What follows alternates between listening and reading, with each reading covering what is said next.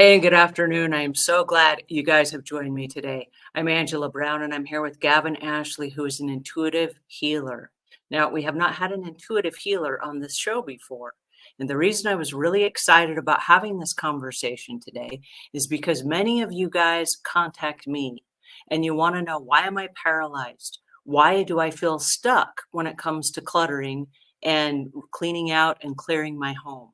Why do I feel stuck when I go into a room that's either my scary room or my scary closet or my attic or my garage, and I don't know where to start?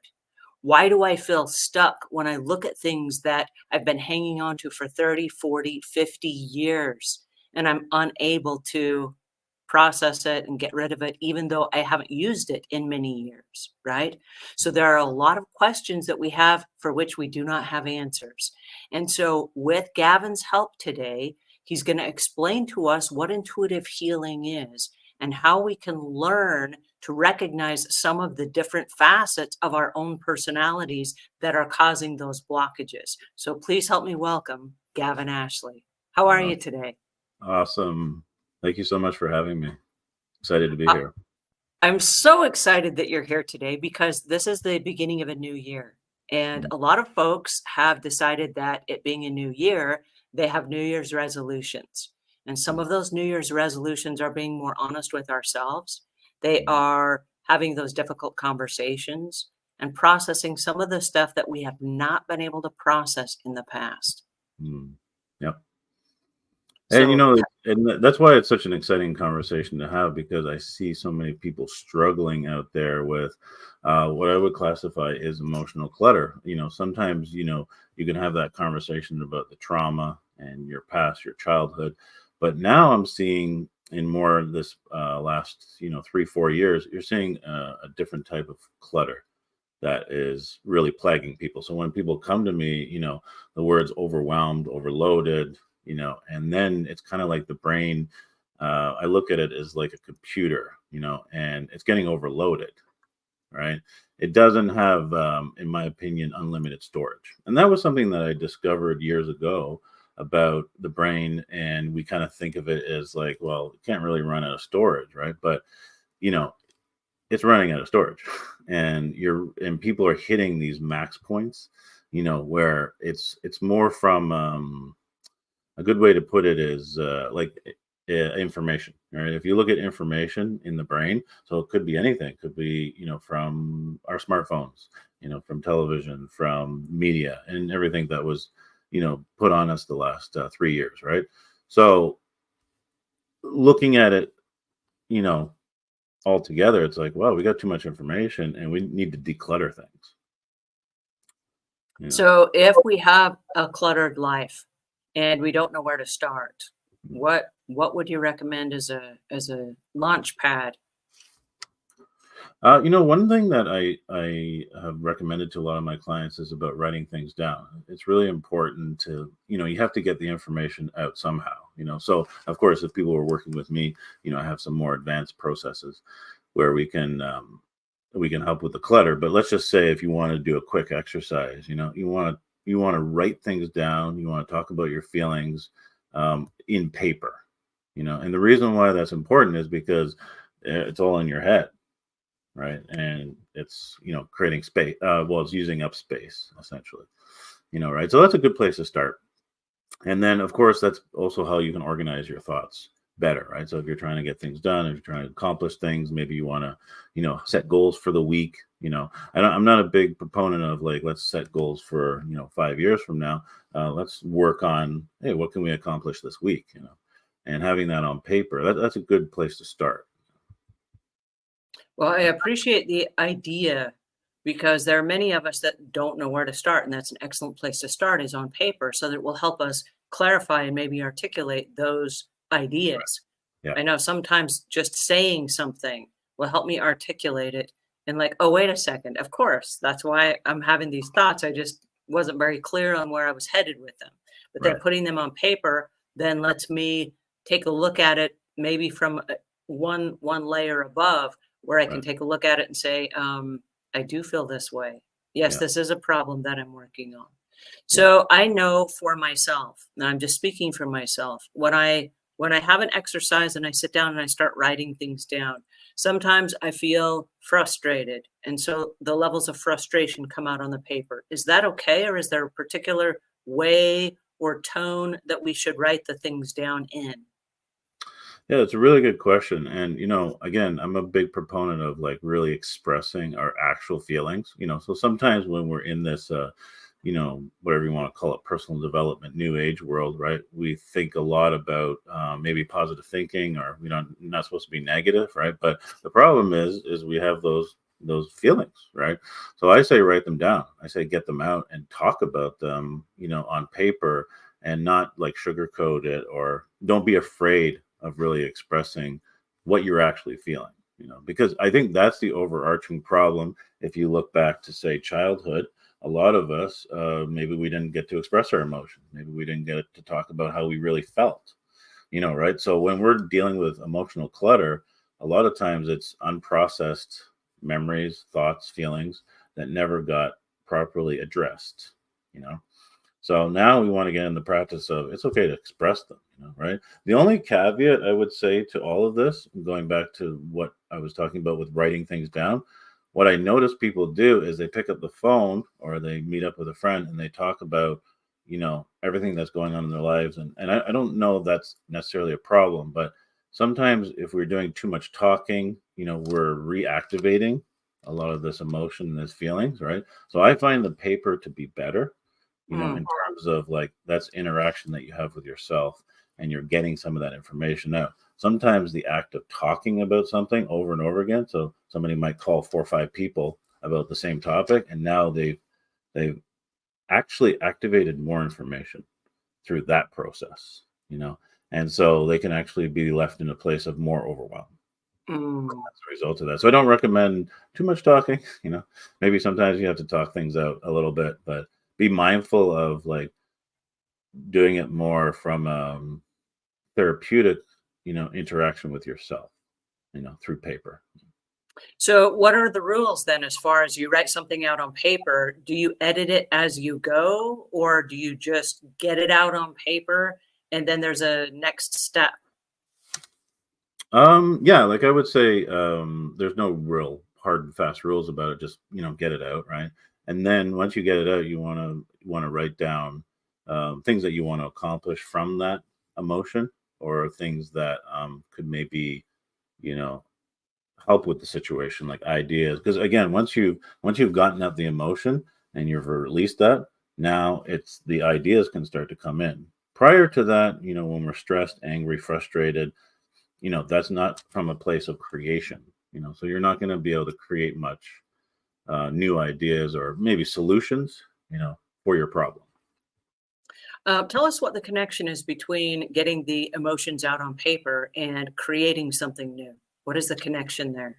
So the connection is essentially you need to create space in the mind to be able to actually think of a solution or an idea. And you also have to calm the mind down. So when we're in these stressful states, the brain actually goes into like, I call it like a higher type of brainwave. And that brainwave is very conducive to not being able to think clearly. And they have a lot of research on this. Scientists have actually measured brainwave frequencies, and they can see, the brain function diminishes as we become more stressed, right? So when we need to release or let go of some of this emotion so that our brain can calm down, and then we can actually, sort of have a conversation with ourselves around um, solutions, and new ideas, right? It's So, hard to do that when we're in an emotionally, negative state. but and that's true because I find that if I'm really stressed out, it's almost as if my brain freezes Yeah, and I kind of just go into this, let me just survive mode. And right. I'm not feeling creative and I'm not coming up with solutions and I'm not my most tactful self. And Mhm. so I will say to myself, hey, wait a second, I'm on brain freeze for a minute. Let me not say anything because then I'm going to regret whatever it is that I'm about to, to say. Yeah. And I find that also if I don't interact with anybody during those moments of I'm so upset, I don't know what to do, that if I don't interact with anybody, then I don't have all these big reparations that I've got to, come back and try to fix, and relationships that I've broken, and mean things that I said. Right. That Exactly. might be a really good time for me to turn inward then and just put it on paper and say, let me just, Exactly. what do you call it? Decompress on paper. Well, I call it emotional regulation, and Uh-huh. so sometimes what you're describing is like you're basically feeling unregulated or deregulated, and so when that occurs, we have to the nervous system is overloaded, and we are in a state of fight or flight, you know, and from that place. Uh, it's very difficult to regulate ourselves in that moment, so that's where some of those exercises can help, right? So if the audience can just think, in that moment I'm like dysregulated and my nervous system is overloaded, I'm not going to be able to accomplish much of what I want to in that moment, so we need to go through that exercise, and then when emotional regulation is back, then we can properly assess the situation, and then find solutions. When we're talking about emotional regulation, I want to stop for just a second. I want to say hi to our friends that are here. We have Fran Thompson that says sunny and will soon be 72 degrees in Phoenix. That is amazing because it is freezing everywhere else in the country. So Yeah. hello, Fran. Yeah. We're glad that you are in someplace nice and warm. Up at 929 says, looking forward to this live stream. Fran also says, new housing costs are too high to buy more square footage. Time to weed out and stay in place. That is so true, because right now many people are overloaded on storage units. The Mhm. attics are full, the garages are full, the Mhm. scary rooms and the closets are all full. And you're right, the housing costs have doubled in the last year. I know, because we're in the process of trying to buy a new home, and it is very expensive compared to what it was a year ago. So Right. you're absolutely correct. If we can downsize, that's a great way to kind of consolidate and concentrate and clear the clutter. So I Yeah. love that we're having this conversation with Gavin. Tell us, if you will, what intuitive healing is, because many of us are unfamiliar with that term. Yeah, it's a great question. So intuitive healing is the ability to access information from the subconscious mind in an effort to resolve somebody's, either emotional or physical ailment. So what I discovered through, many years of development, that most of the time, there's a couple extenuating circumstances, like maybe, somebody's in a car accident or they have an injury. But for the most part, I found that, the subconscious programming, some of it from childhood, sometimes after, basically dictated, our emotional well-being and our physical health. So when I was trying to solve a lot of these issues that I was having in my life, I realized that I needed to go back to this one place, which is kind of cool when you think about it. It's not like a lot of complication. Our mind and body is complicated. It's essentially going back to the place of where the original programming is that's creating that, right? So the only sort of caveat to that is, sometimes we need to find out what that information is that relates. So, for example, somebody would come to me and say, I've been getting migraines, and so the doctor, they run through a bunch of tests and all this stuff, and that's all fine, because sometimes we need that. The problem is sometimes they can't find anything, and most times when people are coming to me, they haven't found anything, and then we look and say, okay, there's this emotional trauma, from your past that is connected with the headache. So that was really fascinating to me because it's like the brain knew, this headache is related to this, you know. And so there might be a couple layers in that, that we have to clean out. But basically, run through my proprietary emotional release process, person's headache goes away. Well, You you've know, been wildly successful working with customers and having a reading for them. And I know you do readings remotely, so people don't even yeah, have to physically be there. that's But correct. you're able to break down some of the blockages that people have that have stopped them and have tripped them up for years. Tell us about the process of you actually working with somebody. How does that work?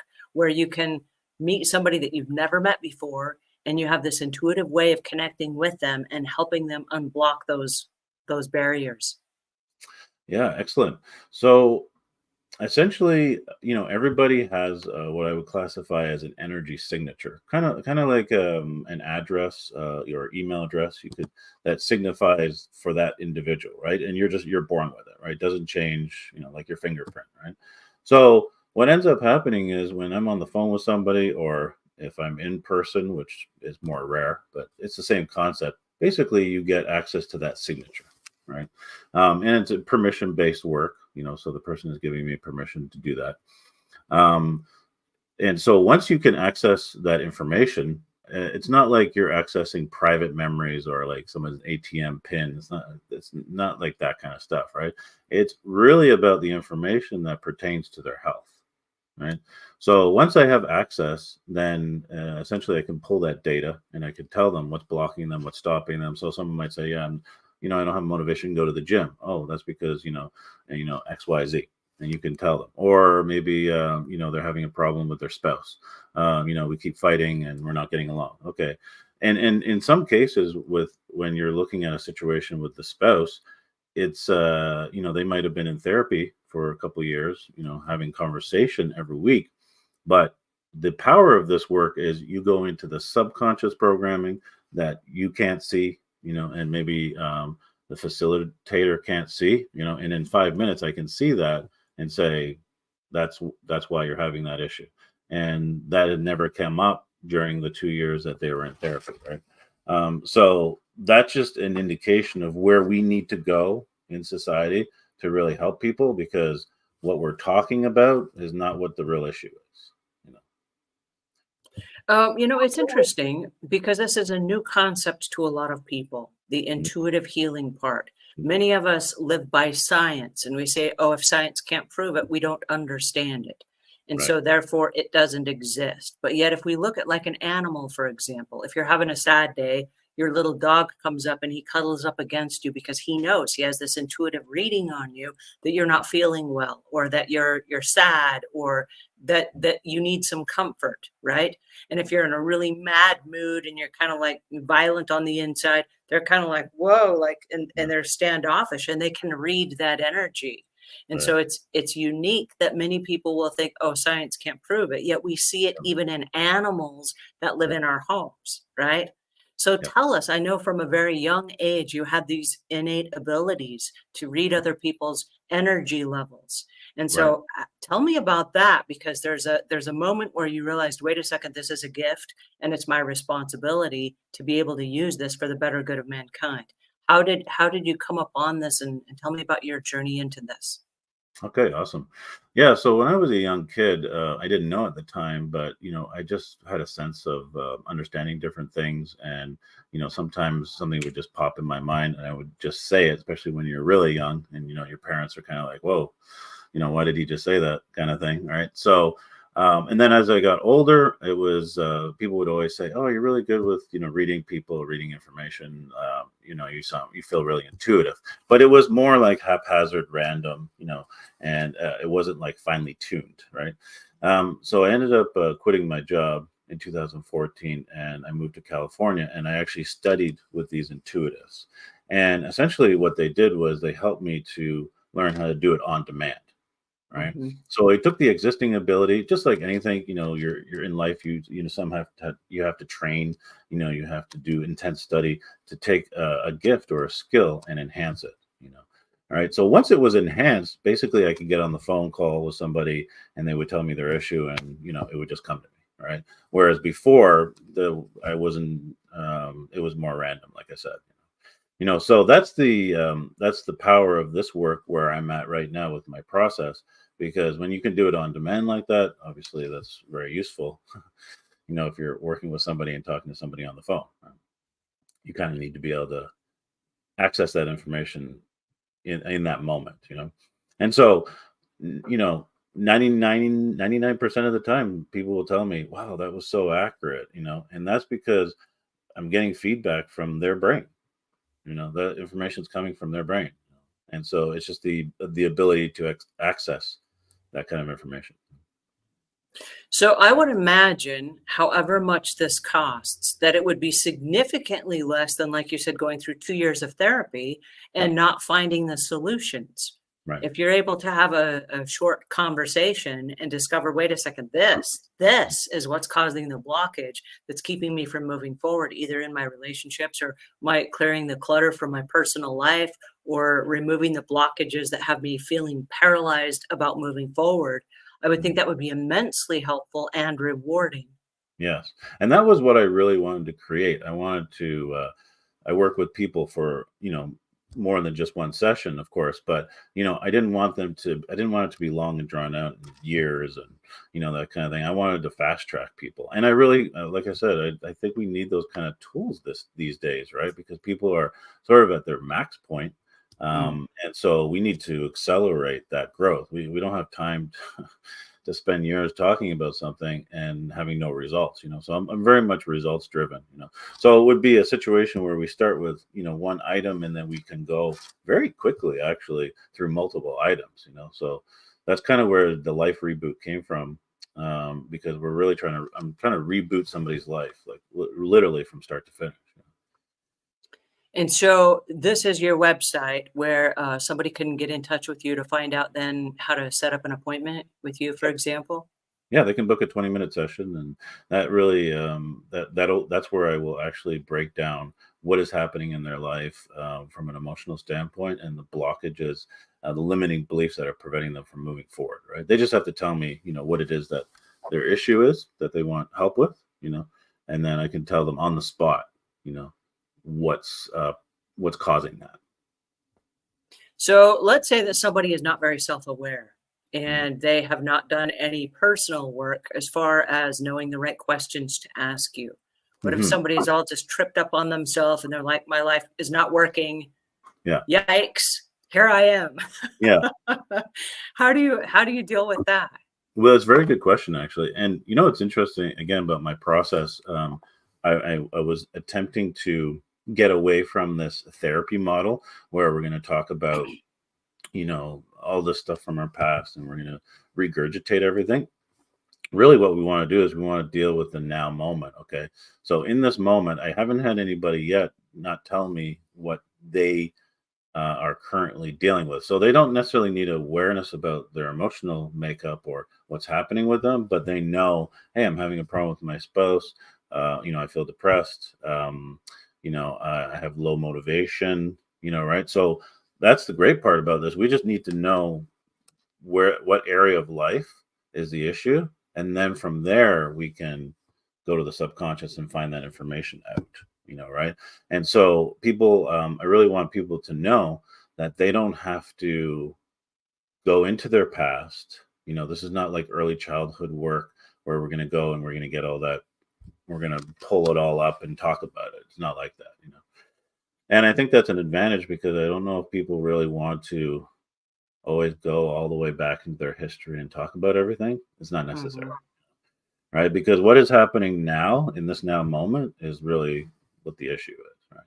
And it's all related to the past, but we don't need to talk about How does the unconscious mind know what we need to work on? it. Yeah, that's a fascinating thing. That's what I discovered was the subconscious knew what the issue was, right? So in the example of the headache, or it could be like back pain, it's like it's this emotion and it could be from 20, 30 years ago, right? So the emotional makeup and how the brain is designed, it connects all of this information together, and it can be interwoven into a very quick and succinct, way of understanding how the brain can access that information. Right, so it knows. Right, the only problem that people are having is they don't know how to get that information. You know, Mhm. but it is accessible to everybody. I just been trained on how to get it. Quite efficiently, but it's there. Well, Yeah. and I think that makes a lot of sense because right now, if we, like you said, we have a migraine headache, we tend to go to a doctor who has been trained to understand migraine headaches. Right. And the doctor can either do a series of tests or they can troubleshoot different dietary add-ons to our food participation. They can recommend some kind of prescription or something. And we trust a doctor because they do have a level of expertise. And so you having training in the intuitive healing sounds like a really amazing opportunity where many of us do not have the training to read into our subconscious minds and be able to pull out the answers. We just feel tripped up, or like you said, we feel depressed or sad or stuck or what have you.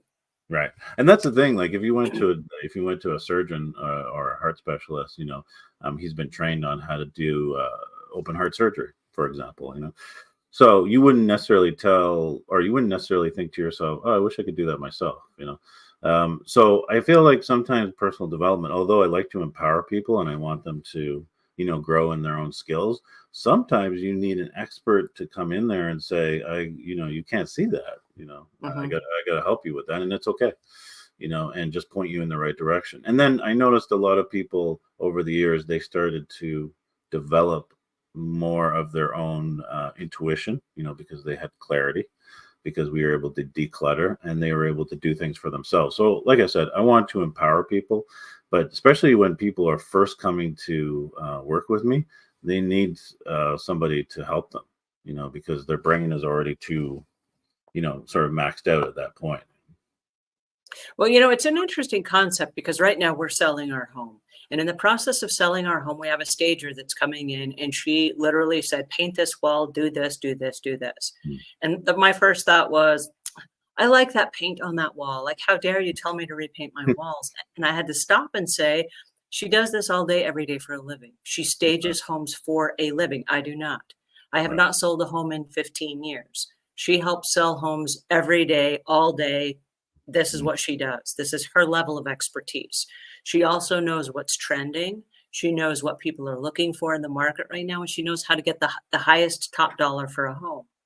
And so, Right. in the process of maybe I don't like what she's saying, I have to trust her judgment because Mm. she knows a specific skill set that I do not know. Right. And I think that's what you offer is you have a specific skill set that many of us have never exercised, we've never looked at, we don't understand it, we haven't developed it, and we haven't had the training that you've had. Mm. And so when you have the ability to look inside and say, "Hey, wait a second, you're tripped up on this," I Mm. think it really merits a conversation because if we feel tripped, if we feel stuck, but we don't know why and we can't fix it on our own, why not go to the expert that does this all day, every day for a living? Right. Exactly. Yeah. You nailed it. Patricia has an interesting question. She says, how does he prevent people from going back to old habits? I love that question. Thank you, Patricia. Oh, that's a great question. Yeah. Yeah. So, one of the things about my process is when I call it a clearing, but another way to say it is, you take negative emotion and you neutralize it. So, basically, this trauma from our past or even recent experiences, right? You can take the sort of emotional charge that's attached to the memory and you can neutralize it. So once you've accomplished that, um, it doesn't come back. The issue is you would have to re-experience that same trauma again, which is unlikely because a lot of it is coming from your past. Like for example, like childhood trauma, right? So we're not going to go relive our childhood, but basically once you're releasing that, it's gone. No, of course, there's more layers to that, and it's not a one and done. Unfortunately, at this point, maybe one day. So the more emotional trauma and the emotional clutter that you release, obviously you're going to feel better, and then the pattern that's creating that it goes away. And you Well, move. and I also think that once you've gone through something, I think you have a new skill set. And Mm. so you are in a different place than you were before. For example, when we got hit, and I think all of us got hit simultaneously with this global pandemic, none of us had ever gone through a global pandemic before, and none of us knew how to respond. And Right. so we were kind of looking to each other like, hey, this is new to me. How do we respond? And we're Mhm. watching the news and we see people running around in hazmat suits and they've got these fogging machines and Yeah. people, wearing masks and gloves and like, don't touch anything because it's all got germs on it now. And we were all like, whoa, the world got scary all of a sudden. Yeah. And then people raced out to the stores and we bought gobs of toilet paper and there was a run on bottled water. And Yeah. people behaved in really weird, bizarre ways because we were looking to each other. And I mean, I'm not kidding, but I had friends calling me saying, oh my goodness, I just found some hand sanitizer. You should buy up the last of every bit that's there. And we're like, whoa, hand sanitizer. When before we didn't, maybe we all had one little jar of it or something. We didn't have gallons of it in our homes. And we were all just kind of like lost in this weird state of, whoa. But if there was another global pandemic right now and there was another COVID that hit, I don't think any of us would be as struck as we were before, Right. because now we have new information. Now we know that, hey, this too shall pass. The toilet paper will restock itself after a period of time, and there will be more water where this came from, and we don't need gallons of hand sanitizer. And I still have way more hand sanitizer than I will probably ever use in a lifetime. And I wasn't one that was hoarding it, but like lots of people gave it to me. Like they're like, you need this. I'm like, I guess I do, But should that ever happen again, we would be tempered, I think, in our behaviors. I don't think it would be as shocking as it once was, because we've already been through it once. Yeah. We know what's on the other side of that now. And I think once we clear some of those childhood traumas, we know what's on the other side of that. We know that this too shall pass, and it's not as, life altering as maybe it was the first time around. Is that kind of on the right line of thinking? Yeah, definitely. And I think too, like if you can regulate your nervous system better. So the conversation from earlier about becoming dysregulated, then again, the pattern and the behavior changes, right? So a lot of my clients will tell me, oh, I'm so much calmer now, or when a new situation happens, I deal with it so much better, right? Because again, we remove that clutter. So if somebody is maxed out and overwhelmed, you really can't handle much of anything. So you're at a breaking point. So once we clear a lot of the clutter, I just see a lot of patterns disappear, and I see a different way of being and acting in this world. Is it because we have matured through the process? Oh, definitely. Yeah. And I think that's a really good point. Like sometimes we're kind of like stunted, as humans, because we went through so much emotional trauma, and then we don't grow, in maturity. Some people are still stuck in the teen years or even before, because they're like kind of frozen in time, right? So all of a sudden we start to grow in our own emotional well-being and our emotional intelligence. Now that was kind of I never thought that would happen, because I thought it would have to be something that would be learned, like a learned thing, and of course that would help, but clearing the emotional clutter helps you to be more emotionally intelligent. So when you say clearing emotional clutter, what exactly does that mean? So I relate it again to a computer, because that's my background. And so if you have tabs on your browser, sometimes you might have 30, 40 tabs open, so in our brain, Guilty. right, exactly. So we have like so many of these tabs open, and we have too much information active, right? So what the brain can do is the brain stores information, and then the brain has like active information, right? And those are two different things. And it's a really key point, because let's say, you have to access some memory from your past, you have to do a task or whatever. You can take that information sort of off the shelf and take a look at it, right? The problem is that we have so much of that information that's not filed away. All right. And it's basically what I would classify as activated memory. Right. So a lot of people notice a huge difference with my process, because I'm like filing things away. Right. Some of it's emotional trauma and emotional clutter that we're releasing, like, stuck emotions, frozen emotions that haven't been properly processed, so there's a phrase out there that we say a lot. It's called closure, right? People are looking to get closure. But a lot of times in life, we don't get closure. And especially from our childhood, we just had to move on with our lives, and we just had to keep going, and be quiet, and don't cry and all this stuff. So we end up having a lot of unprocessed emotions, which taking up space. So that's the part that people don't understand. All of that emotional, another word people use is baggage. All that emotional baggage taking up room, and it's cluttering the system. So when we release those emotions, and then file away the old information, right? Your your brain, where you're accessing information from day to day, is more clear and it has more space. Does that make sense? Hmm. Right? So we have to release those negative emotions and those negative traumas from the past, but we also have to file things away. I noticed this phenomenon was happening with people that were going to school, so university or college, and they were taking in so much information and they had so much active. They didn't need to have all that information active. So there's a process where we can file things away, you know, and clear that clutter. I think there's a real phenomenon about how much information we can actually take on.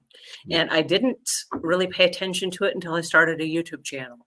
And when I Mhm. started a YouTube channel and I started processing the YouTube learning, because I had never done YouTube before. And then I learned that I had to be the director and I had to be the producer and I had to be the talent and I had to be the editor and I had to be the sound engineer and I had to do all the things that by about 4 hours in, my brain would absolutely crash and I would get so physically exhausted that I would just go in and just, and I would, lay down on the bed and I would conk out for a couple of hours.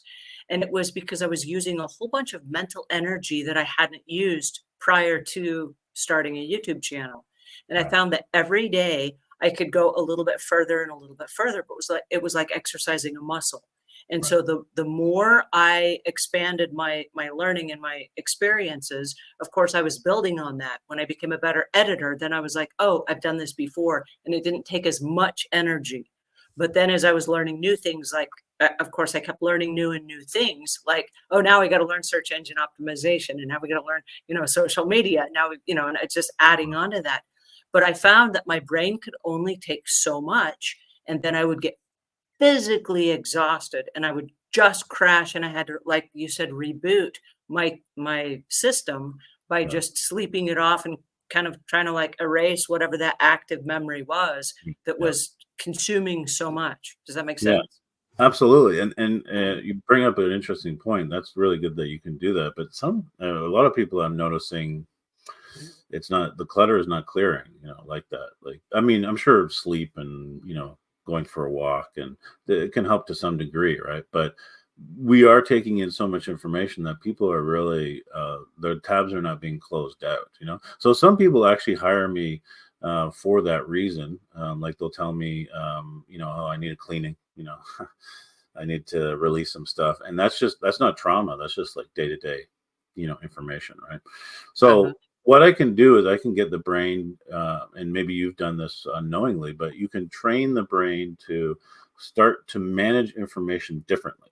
So if we think about how long ago the brain was created, I have no idea, but it's a long time ago.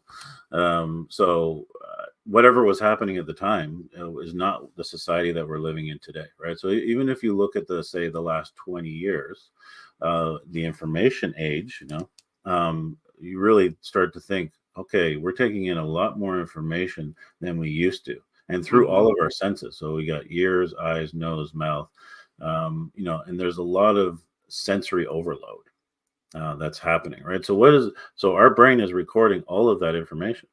Hmm. What are we going to do with it? And how is our brain going to manage it? So that's another aspect of my program. The brain starts to learn how to manage information. So when new information comes in, it utilizes it and then it files it away. A lot of times I meet people, that's not happening. So Well, everything. that's such an interesting concept because I think many of us are consumers. We consume information and we jump on social media. We just consume, consume, consume.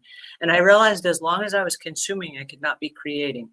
Mm, And yeah. so it was interesting for me because I had to stop. I literally had to stop and say 1 hour of my morning, like the very top of my morning, I need to go work out and not have any radio and no podcasts and no nothing on. And I need to just be alone with my thoughts so that as the blood is circulating and the oxygen is circulating through my body, that I can actually have raw thinking time.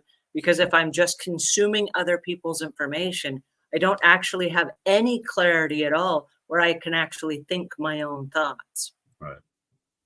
Yeah, that's brilliant. But you see, that's the thing. Another thing that I think people are going through, they don't know how to manage, all this that's coming at them. So if you look at social media, for example, let's say somebody goes on TikTok for an hour, they don't realize how much information they took in. And the brain is kind of weird with technology like that because there's like these 10-second videos, and every 10 seconds you're switching to another topic. So it's kind of like eating a burger whole and not chewing it. So it's like the brain's like doesn't know what to do with it. So people will tell me, yeah, I was on social media earlier and my brain feels scrambled or whatever. So I don't know what your audience thinks of that, but I just know that the people I'm talking to, it's kind of like they're kind of feeling fried out, but maybe they don't know why. And I'm telling you, it has a lot to do with that. Well, one of the things that my audience is telling me, and you guys are welcome to jump in and add your own comments here to let us know if we're on the right track or if you have something similar or something different that you're experiencing. But a Definitely. lot of the comments that I get is there is an overwhelm. There is an exhaustion of information that's coming at us.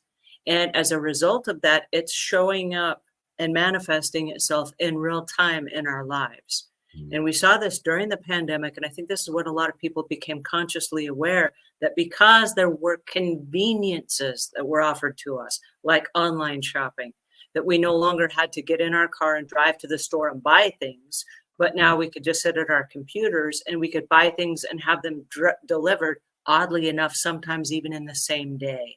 And they right. would arrive on our porch later that afternoon. And if I can get through oh, I don't need it this very second, but I can wait till this afternoon, it will be delivered to my house and I don't have to go anywhere. And Right. then the DoorDash, we don't have to cook any meals. We can just order it and they will bring it to us and it will be hot when it arrives. Yeah. And so we started living these lives of convenience, but at the risk of our homes started to become overwhelmed. And there were people that were buying boxes of things that people said, I have Amazon boxes I haven't even opened. I Mm, know what's inside, but I haven't even opened them. And then they started lining the walls and the hallways and cluttering the stairwells where right. there was no more room to put the boxes. And then people would open stuff out of the boxes. And then they got the empty boxes and the packaging that's still in their homes. So they started chunking those in the garage or in a bedroom or whatever because Mm, they're good boxes, right? Maybe they'll reship something in them. Maybe they have to send something back. Maybe they'll use them as packing boxes for moving or whatever, mhm, but they didn't process things as they once did. And right. so now we have just this overwhelm of stuff. And then you go into a room and instead of saying, today I'm going to work on all the Amazon boxes and I'm going to flatten them all out, I'm going to recycle them and I'm going to put the recycling in the trash and what have you, people would just go in and they would get paralyzed. And Yeah. so then they walk in and they just literally freeze and they're looking around at everything and they're like, I don't know where to start. And Yeah. it's not just a mental clearing, but it's like this physical now manifestation of that in their regular lives where they feel so stuck and so trapped. And they're like, this is all good stuff. I have no idea what to do with it. And I have no idea how to process it. Mm.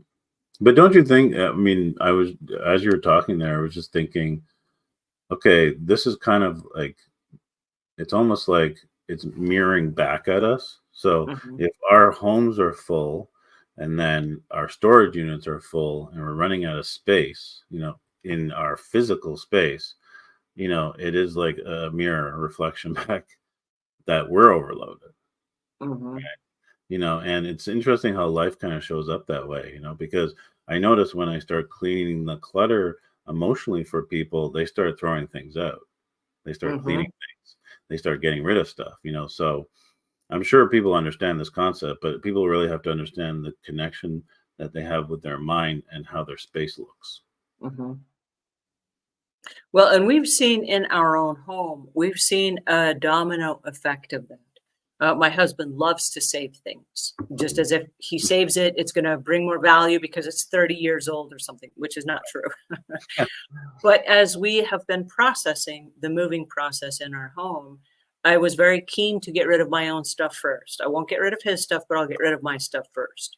Mm, And as we started to get rid of some of his things, he would feel the sense of, oh no, that's mine. And he would like buy and replace new versions of that to put back in the same space because that was his comfort zone. Mm. until suddenly the home started to become decluttered and decluttered and decluttered.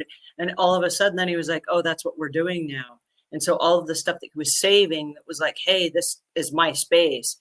He was like, wait a second, I do like the let's declutter this and get rid of some of the things. And then Mm. almost on a mad dash, he started getting rid of a bunch of stuff and taking stuff to the Goodwill and throwing things out. And but it was a gradual process. It Mm. wasn't so quick for him. It was kind of a let me make sure that this is a safe thing, if you Mhm. will, Yeah. before then giving himself permission to remove some things. And there were some things that he's like, for example, he had this. It was like the original toy of Battlestar Galactica or Star Wars or something. It was like this original thing from like 1970 or something, 78 or something. And it was this thing, it's in the original box and whatever. And he's been holding on to it for all these years. And it's almost an antique now. And for what? He's never going to play with it again, right? And he just brought it out of the closet the other day, like, hey, I should sell this. I can get rid of this. I can let this go now. But for all of these years, he's been hanging on to it. And why? You Mhm. know? Yep. It's fascinating how the mind will do that to us. So, what is your experience of people that have gone through a clearing with you? And maybe they're on the other side of it, Mm. and the old version of them is no longer. Is there a fear that, hey, if I go through a clearing, that I'm going to lose myself, or I'm going to lose the version of me that is the only me I've known? Some people have brought that up to me, definitely. So yeah, it's a good thing to address. Essentially, what the process is attempting to do is get you back to who you really are. Because Mm, the emotional clutter and trauma is preventing you from being that person. Right? So because we're not allowed to delete information, so people want to understand that um, their memories are the story of their lives, really, right? So if you took away all your memories, you would just be an empty vessel, you would have nothing, right? So your consciousness is directly connected with your memories, right? But what we need to do is we need to take those memories, we need to neutralize them and release all the negative charges around those memories so we preserve them, right? So if mm, somebody were to look back on a previous situation that I worked on, they would say, oh, yeah, it doesn't bother me anymore. I feel neutral on it and totally fine, right? So let's take, for example, the big one, which is relationships, right? So somebody could feel like they could feel rejection, they could feel anger, that relationship didn't work out. Now they look at that same situation, they say, oh, it was, that was something that I needed for that period of time in my life, and I'm good now, kind of thing. So we mm. move to the next phase of the what I would classify as a completion, right? So now we've completed that area of your life, but you still have the memory. So you preserve everything that was the experience. You don't forget about it. And although there was time periods through the process, I wanted to discover if I could actually delete information, because some things are really, you want to delete them, Mhm. you don't want, but the brain, it says, no, you can't do that. And the brain will not let you do anything that it doesn't want to do. But I think that's a Is good thing. I think that's a good thing.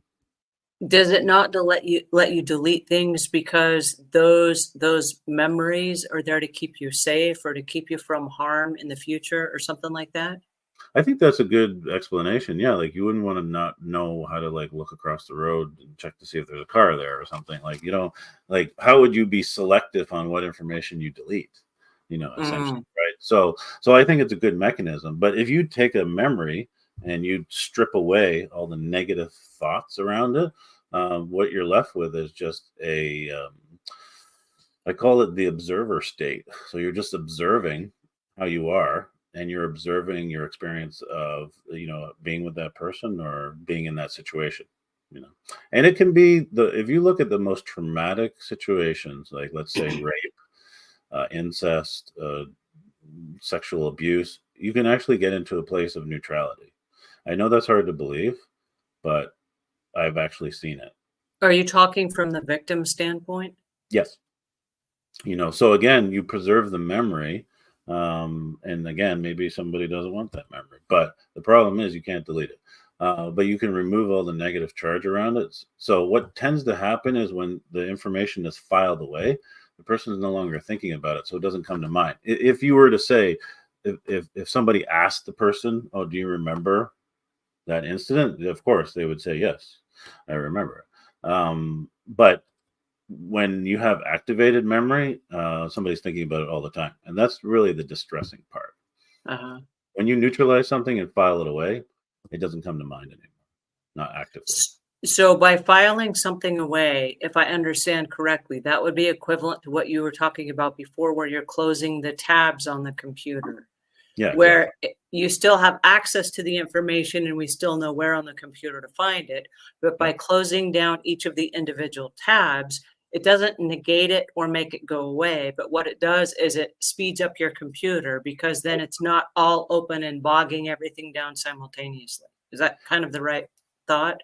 Exactly, right, and that brings me to another interesting point, is, in society, they have this thing called it's like an IQ test, and it's basically your ability to answer certain questions based on whatever they determine to be, um, intelligence, right? So somebody might have a high IQ, based on this test, right? But what I wanted to create was, I wanted to help people with their actual intelligence. That's different. That's not the same as an IQ test. Your actual intelligence is your ability to multitask, to think clearly, to create ideas, and to be, actioning things in your life, and then, sort of be very sharp and on point. Mm. So when we clear the clutter and we file things away, people's intelligence actually grows, and they say to me, wow, I don't know if people think they're smarter. I mean, I think they would be, but they might not relate to it that way, but they definitely feel clearer, more focused. They can get tasks done, they can follow through on things, and they have a very quick awareness, understanding about things that they didn't. And then, of course, the next level to that is, people have told me, I pick up a book, I read a page, I have to reread it and reread it again, reread it again. So when you're taking courses now, you're learning things, you can actually process information, which is really amazing. So I would say that is also a level of more intelligence, right? Regardless of your IQ score. you Well, know and I think of it as like if you were to spray with a spray bottle. Many of us are using the fine mist where you spray it and it's kind of like this overarching spray. Where it sounds like if you have the clearing and you're laser focused, it's like turning the knob on that spray and you spray and it's like a laser focus, where now you've got a stream that hits one area directly and there's more of an intensity there than just kind of a fine spray mist of right. just kind of an all over approach. And I love that fact, where if you can laser focus on whatever you're doing, I think that's going to make your decisions easier. I think it's going to help resolve the resource issue, where a lot of us are wasting money on weird, crazy stuff that we don't need, use, or want. And we're able to then make different decisions about even bringing some of the stuff into our homes in the first place. Yeah, exactly. Oh, that's amazing. I don't know anybody that's really talking about this, topic of like running out of space. I don't know if the scientists are picking up on this, but I don't know. Our brain capacity is less and less over time. And I think the other interesting aspect to this is, let's say, people tell me, years ago, I used to do this, I used to go out, I used to play the piano, I used to play the guitar, all these things that people used to do. So as you collect more information, parts of yourself actually start to, um, they actually start to, basically, you don't access them anymore, right? Because Mhm. you got too much information, right? So you actually lose parts of yourself, you know. And so if you meet somebody who's late stage life, maybe 70 plus, they're not doing much. They feel like, and they feel like they're so maxed by that point. So, and when they look back on their life, they think, I used to do all these things, I don't do them anymore, you know. Fran has a great question. And her question is this a process using a hypnotic state? Yeah, very good question. It is not actually, and that's the good news. So again, no disrespect to those who use hypnotic or hypnotize people, but what I found is you didn't need to do that, right? So you can actually go into the brain, kind of like a computer system, like a virus program. So like antivirus, and I'm going to scan for viruses, right? You don't need the brain to be in any particular state to do that. You just access the information, right? And then you just neutralize it. That's it. Yeah. So again, I want to move into a new age of personal development where we don't need those techniques anymore. That's what I would like. So would you say that everybody has a subconscious state that can be accessed to clear the clutter? Oh yeah, definitely. Yeah. The only caveat to that is if say like someone goes into a meditation and they get into a lower brain frequency, like an alpha or theta brain state. Yeah, that's beneficial just for your well-being. You'll feel better, you'll feel calmer, right? So if someone does meditation, that was the other thing though. I know there's some programs out there and some retreats and where people go and they meditate for 3-4 hours. And that's amazing. And they have amazing success with healing all sorts of things. The problem is not everybody has the time to do that or wants to do that, right? So also I wanted to create a system where you can do it from your home. It's remote. Talk to somebody on the phone. You don't have to be in a hypnotic state or meditation, but So those things are beneficial, obviously. so tell us about the Life Reboot. Is this the program that you have that is just a consultation where somebody can contact you and then based on your reading of their energy or their unconscious mind that you can help them work through different scenarios? Yeah. So basically, how it begins is, you start with the initial call, which we're going to deal with one topic, and I'm going to be able to read that information from your subconscious and tell you, why you have that issue, right? So that's number one. Then number two, if person signs up, it's a 30-day thing. You can do more than 30 days if you want. So it's kind of like a subscription model. And essentially, what we're going to do is we're going to clear the clutter for those full 30 days. And Hmm. we're going to focus on those areas of life. Usually people have more than one. And we're going to clear all the clutter that relates to that. Once the person moves from, clutter to decluttering and then completion, they'll just notice that they have more space. Their mind is free. They're calmer. They feel happier.